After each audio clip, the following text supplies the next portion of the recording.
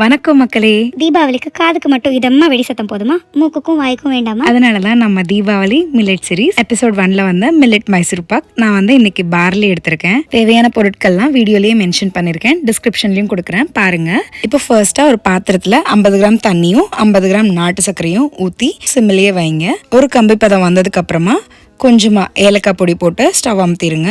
இன்னொரு பாத்திரம் வச்சு பாத்திரம் சூடான உடனே நெய் ஊத்திக்கோங்க. நெய் கொஞ்சம் சூடான உடனேயே ஸ்டவ் அமர்த்திட்டு நம்ம எடுத்து வச்சிருக்கிற பார்லி மாவு போட்டு நல்லா கலக்கிக்கோங்க. இப்போ இந்த மாவை ஜீரா செஞ்சிருக்கோம்ல, இந்த ஜீரால ஊத்தி கொஞ்சம் கொஞ்சமா நெய்யை ஊத்தி கலக்கி வச்சிருங்க. எல்லா நெய்யும் முடிஞ்ச உடனே இந்த மிக்சரை எடுத்து நெய்யோ இல்ல பட்டரோ தடவுன ஒரு பிளேட்ல நம்ம ஊத்தி ஒரு அரை மணி நேரம் வச்சிருந்தோம் அப்படின்னா நமக்கு இந்த மைசூர் பாக் டேஸ்ட் அருமையா தான் இருந்துச்சு. கண்டிப்பா ட்ரை பண்ணி பாருங்க. மைசூர் பாக்கா சொல்ல முடியாது, பட் ஒரு ஸ்வீட் அப்படின்னா அக்செப்ட் பண்ற மாதிரி தான் இருந்துச்சு. அருமையாக சுவைக்கலாம், ஆரோக்கியமாக வாழலாம். சாண்டி விலாக்ஸை சப்ஸ்கிரைப் பண்ணுங்க. பாய்.